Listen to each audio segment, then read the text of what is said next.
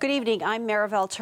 More than 100,000 people have now been diagnosed with the new coronavirus worldwide, and more than 3,000 have died from it.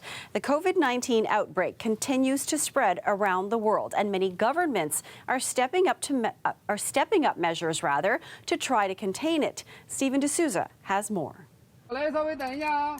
Chinese state media said a hotel used to quarantine potential coronavirus patients collapsed Saturday. 70 people were trapped inside the building in southeastern China. More than 30 were rescued. That comes as China continues to see a slowdown in new cases.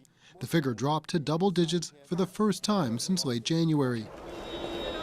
In Italy, with cases increasing by more than 1,200, Democratic Party head and governor of Lazio, Nicola Zingaretti, announced he has tested positive. Allora, è arrivato. Anche io ho il coronavirus.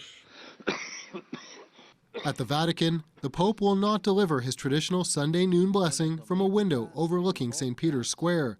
Instead, he'll appear via video to prevent crowds from gathering. In South Korea, hardest hit outside of China, nearly 500 new cases.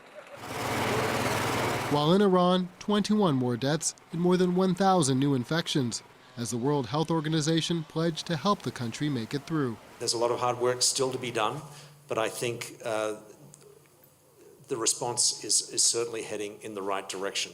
In the United States, Florida became the first state on the East Coast to announce 2 deaths from COVID-19.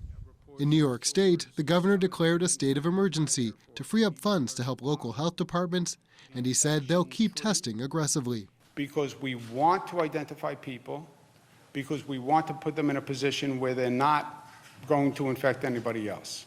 We want to find positives. That comment a shot at the Trump administration, which has been criticized for not testing widely enough. Today, federal officials said that fewer than 6,000 samples have been tested across the country. Stephen D'Souza, CBC News, New York. A cruise liner with about 3,500 people on board is sailing in circles off the coast of California after 19 crew members and 2 passengers tested positive for the coronavirus. The ship, which is carrying 235 Canadians, was bound for San Francisco, but it won't dock there. U.S. Vice President Mike Pence made the announcement today. We have, I'm pleased to report, working closely with the governor of California and all of our health officials, developed a plan which is being implemented this weekend to bring the ship into a non-commercial port. The U.S. Coast Guard delivered coronavirus kits to the ocean liner 2 days ago, but Pence said everyone on board will be tested again. He warned that some people will be quarantined and said those who need medical care will get it. More than half of all U.S. states have reported cases of coronavirus. British Columbia has confirmed 6 new cases of the virus, and all are community cases not linked to travel. This is one of the scenarios that we have been, of course, most concerned about. We know that the risk for elderly people having this disease is very concerning, and that they are more likely to have more severe disease, particularly older people with underlying chronic illnesses, and we know that that is the case with many people in our care homes. 2 of the new cases are residents of a long-term care home in North Vancouver.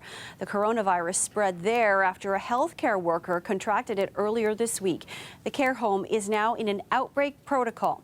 The new patients in BC bring Canada's total of confirmed or presumptive cases to 60. Well, the Ontario Liberals have chosen a new leader. In a landslide victory, Stephen Del Duca was elected to lead the party into the 2022 provincial election. CBC Queen's Park reporter Mike Crawley has that story. This is the man that Ontario Liberals believe can beat Doug Ford's Conservatives 2 years from now. It's a modernized political movement that will hit the ground running, that will win the next election and deliver progress for the people of Ontario. Stephen Del Duca, a former Minister of Transportation in Kathleen Wynne's government, takes the Liberal leadership race. It wasn't even close. And the next Premier of Ontario, Mr. Stephen Del Duca. Del Duca grabbed nearly 60% of the vote on the first ballot, leaving the 5 other contenders in his dust and quickly looking toward his next target. It falls to us as Ontario Liberals to work relentlessly to make sure that Doug Ford's first term is also his last. Del Duca's victory starts the clock on the Liberals' preparation for the 2022 campaign. Coming off the worst election result in its history, the party is deeply in debt, has just 8 MPPs, and now a leader without a seat at Queen's Park, and no plans to run for one anytime soon. I want to remain focused on continuing to talk to Ontarians where they live and to hear directly from them. Persuading Liberal Party members to make him their leader was the easy part for Stephen Del Duca. Now he has to persuade ordinary voters that he's the best choice to become a Premier of Ontario. And he has a recent controversy to try to overcome. CBC News revealed that Del Duca built a backyard swimming pool without all the necessary permits and too close to conservation area land. The other parties are already using that to go after Del Duca. He failed to acknowledge sort of the sins of his past and present, and I think it's indicative of what we can, be in store for with him at the helm of the Liberal Party. How possibly could he not know that it would be against the rules to build a swimming pool backing onto a conservation area? There's a very clear reason why the attacks have already begun and they're not going to stop, and that's because they're desperate. For now, the Leadership Convention gives Ontario Liberals something to celebrate. Del Duca's insiders say he plans to announce an election readiness team as early as next week. Mike Crowley, CBC News, Mississauga. Christina's here now with our first look at the weather. Boy, that sunshine, you can keep that coming. Absolutely, and it looks like we're going to keep that for the next couple of days, Maribel. Great. Overnight, if you're heading out, it looks like it's going to be 1 degree and actually a little warmer throughout the next 12 hours. Going to give you those details in just a moment. Let's take a look here. There is definitely a sharp boundary between northern and southern Ontario. We are looking at a swath of snow in northern Ontario, but is not the case for southern Ontario. Let's take a look here at the next 12 hours. We are above seasonal in your overnight, so heading out in the town, then you're not going to be freezing when you get home. These are our next 3 days. Check this out. Your Sunday at 10 degrees, your Monday at 13. Here comes in that next bit of precip. However, your Sunday and your Monday are going to be absolutely beautiful. Great day to get outside and enjoy some of those outdoors. Sunday afternoon, your high. Did you forget, or maybe I am here to give you a little reminder. Time change this Sunday across Canada, excluding Saskatchewan, 2 a.m. local time. It is time for us to spring forward for 1 hour to be precise. Here's a look at your next 7 days, Toronto. Here's your Sunday and your Monday. 10 and 13 above zero, way above seasonal. Here comes your precip, but absolutely beautiful for the weekend. Yes, and thank you for that reminder. You can't have too many of those. Thanks, Christina. You're welcome. Well, Via train service is now almost completely restored across the country. Trains between Toronto and Montreal and Toronto and Ottawa are the last to begin operating again after blockades protesting a pipeline canceled most of Via's service. Full service between Toronto and Montreal is now restored, and trains to Ottawa are partially restored. Our Angelina King joins us live from Union Station tonight. Angelina, trains are back up and running, but there might be a few glitches still. Yeah, exactly. Via Rail actually says, no, this isn't business as usual. There could be some trip delays, late departures, limited seating. It might take a little bit longer for you to speak with a customer agent on the phone. And because of all of those reasons, Via says that you can cancel your trip anytime before departure during the month of March without paying a fee. So things are pretty much up and running as normal again, except for 2 trains between Toronto and Ottawa, but those will be running on a full schedule starting tomorrow. Now, most of the service started slowly, coming back to normal last week across Canada, and everything will be back on a full schedule tomorrow, including the Canadian, which runs between Toronto and Vancouver. We were able to speak with some passengers earlier today who, as you can imagine, are pretty relieved. I booked my ticket in advance, and then it was cancelled, sort of, right? So then I have to rebook, and then I have to somehow reschedule my journey here. That I tried to get a flight, which become then very expensive. I'm glad they're back, because if they weren't back, I would have had to take an airplane. First, I booked a ticket for Thursday morning, and then they said it's canceled. They arranged me another one, so it won't be a problem.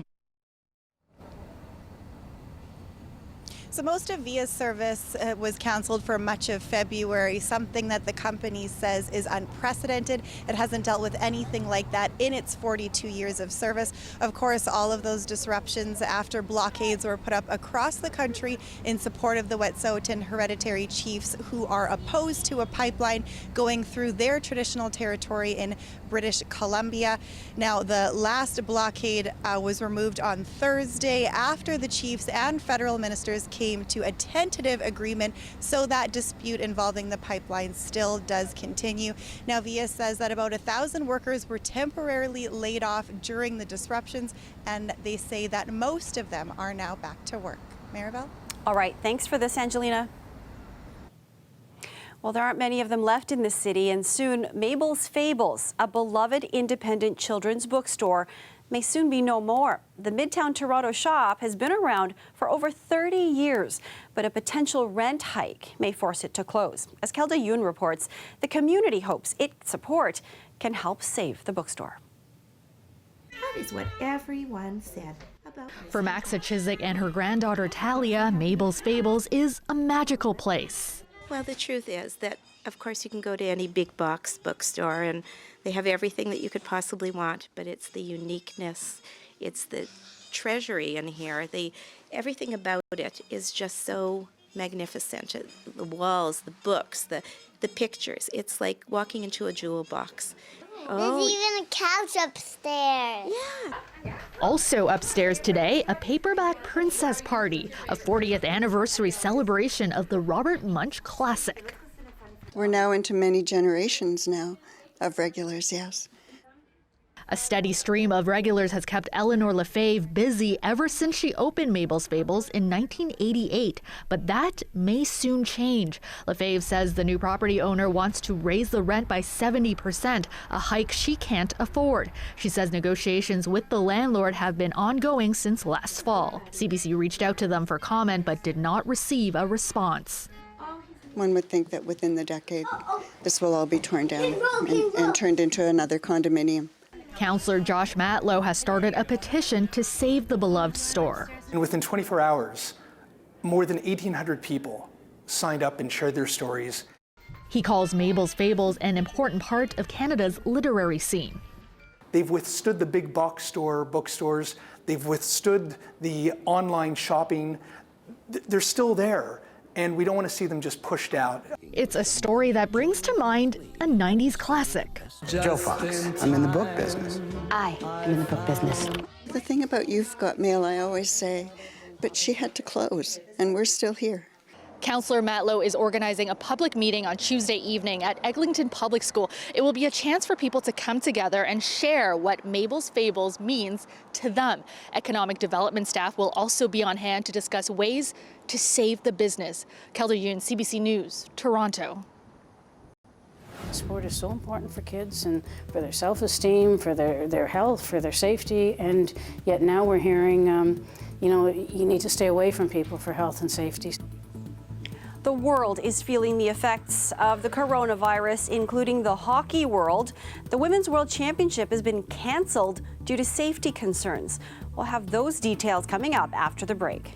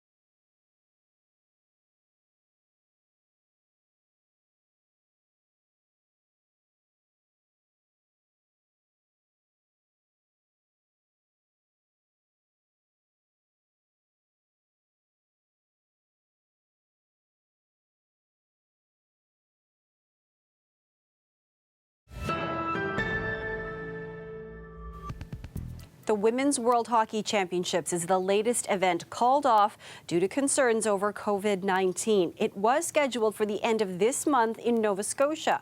The event is now postponed until 2021. Lorenda Redekop has more on the decision and other measures being taken for large sporting events.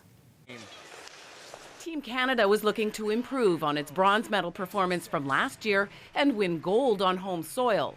But today, the International Ice Hockey Federation confirmed the Women's World Hockey Championships are cancelled this year. Hockey Canada's Gina Kingsbury, a former player, says here's how players are reacting. They were still very shocked and obviously extremely disappointed about the news. They have worked tremendously hard this year. Hockey Canada confirms Team Japan had requested an early arrival due to possible need for a quarantine. It met with provincial health officials and together made this decision. It's incredibly disappointing to see the Worlds cancelled. The head of the Ontario Women's Hockey Association says this tournament helps grow the women's game, but she understands the difficult choice. She remembers the last time this event was called off, in 2003 due to SARS. The NHL is taking new measures. No media in player dressing rooms anymore, on recommendations of the U.S. Centers for Disease Control. Interviews will be done in press conference rooms. The NBA has said no handshakes, autographs, or high fives, and it's looking at contingency plans if the disease spreads. According to a memo obtained by the Associated Press, the league is considering playing games in empty stadiums. If I show up to an arena and ain't no fans in there, I ain't playing. So they can do what they want to do. In Premier League soccer, the pregame handshake is now offside. We trust the things they tell us, so that's what we do. No handshake, so no handshake. Leagues are in a tough spot. Fran Ryder says her organization is getting questions about its upcoming camps and tournaments. Sport is so important for kids and for their self-esteem, for their health, for their safety, and yet now we're hearing, you need to stay away from people for health and safety. So, all we can do is follow the universal approach. The Women's World Hockey Championships will still be played in Nova Scotia when the tournament returns next year. Lorenda Redekop, CBC News, Toronto. Confrontations erupted again today at the border between Turkey and Greece, with hundreds of migrants from Turkey again trying to cross. Greek forces aimed fire hoses at the border fence. Authorities say 1,200 migrants tried to break through. Tear gas was in the air as well, fired from both sides of the border. The migrant surge began 8 days ago after Turkey suspended a 2016 agreement and allowed them to leave the country. Victims' families today urged a renewed search for Malaysia Airlines flight MH370 on the 6th anniversary of the day it disappeared. They were among those left to mourn the 239 people lost. They displayed debris salvaged from the ocean, believed to be wreckage from the plane. It was flying to Beijing when it vanished from radar. The initial underwater search lasted 2 years. A second search lasted 4 months and found nothing. For the first time in 34 years, Austin's South by Southwest Festival has been canceled due to the threat of COVID-19. Organizers say they're devastated as the city's mayor declares a local disaster due to the virus. We'll have more on that story coming up after the break.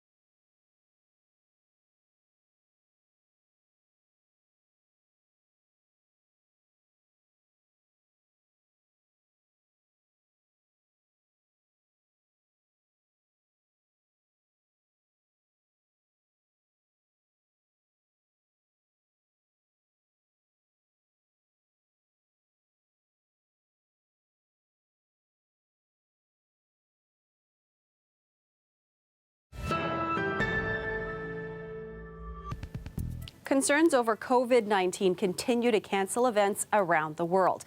The annual media festival, South by Southwest in Austin, Texas, is the latest to go.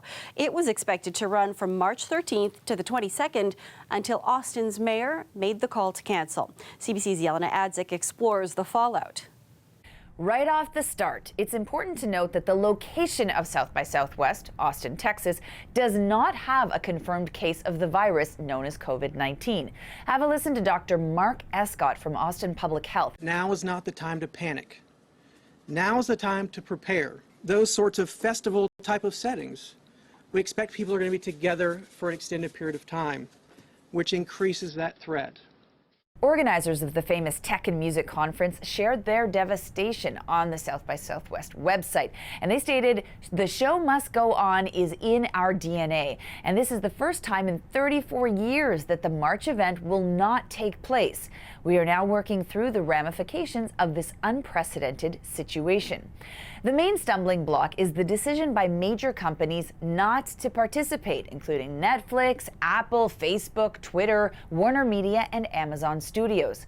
The impact of the cancellation is huge for creatives and also for fans, as it was expected to draw more than 200,000 people. Many were planning on hearing from the big names on the speaker schedule, including Stephen Colbert, Hillary Clinton, Twitter CEO Jack Dorsey, and lifestyle influencers Chip and Joanna Gaines, as well as Canadian comedian Samantha Bee. Many homegrown musicians are also feeling the impact. We've got Vancouver-based Snotty Nose Rez Kids, pop music duo Elijah Woods and singer-songwriter Jamie Fine, they're from Ottawa.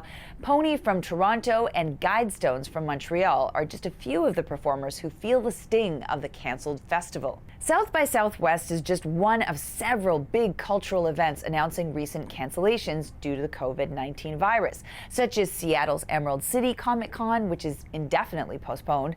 And as for the biggie, Coachella Festival, which is planned to kick off on April 10th, organizers are saying the show must go on. We'll see. Yelena Adzik, CBC News, Toronto. Christina's back with the long-range forecast. So you reminded us about daylight saving time and told us there'd be a lot of nice sunshine in the next couple days, which is great. Absolutely, and we should definitely enjoy that while we can, because we do have a little rain coming our way to start the week. Let's take a look at our Saturday overnight, -2, heading out. Not going to be freezing, as I mentioned before, on your way home. Let's take a look at this temperature change across the country. We have our friends south of the border to thank for this southerly air here, warm Pacific moisture, really heating things up for southern Ontario. Now here is that cold Arctic air bringing us the snow to northern Ontario. Like I mentioned, we have a beautiful Sunday, so 10 degrees tomorrow afternoon. Great day to get out there and enjoy some sunshine. Our next 3 days, there's your clear skies for your Sunday, Monday, and then there comes your precipitation for your Tuesday in Toronto, Sudbury, Ottawa, and Thunder Bay. Let's take a closer look here at this long ranger. In comes in that low pressure system. This is going to be bringing in that swath of snow right here in northern Ontario. Southern Ontario is where we're looking at that rain to start off our work week for our Monday and our Tuesday. And then in between, see a little bit of that pink there around Lake Superior and that Nickel Belt area is where we may be seeing that mixing line for some possibility of freezing rain. Let's take a look at our next 7 days, Toronto. There's your clear skies, your sunshine for your Sunday and your Monday. There comes your precip for Tuesday, but we're still at 9 degrees. And as we can see here through your Wednesday, Thursday, Friday, and Saturday, gets a little colder, but we're still looking at that sun and cloud. Another reminder for you, spring is on its way, so our clocks are springing forward 1 hour Sunday, 2 a.m. local time. Less sleep, more sunshine. I think I'm okay with that. Me Thanks, too. Christina. Thank you. The city of Toronto just turned 186, and celebrations were held at Nathan Phillips Square to honor the birthday.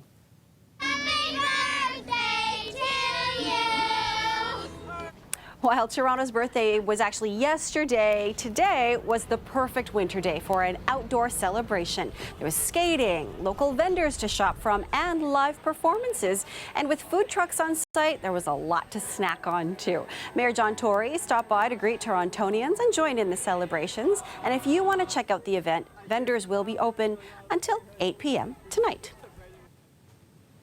And that is our show for you tonight. Thank you for watching. Just one more reminder, set your clocks 1 hour ahead tonight for daylight saving time. and have a great night, everyone.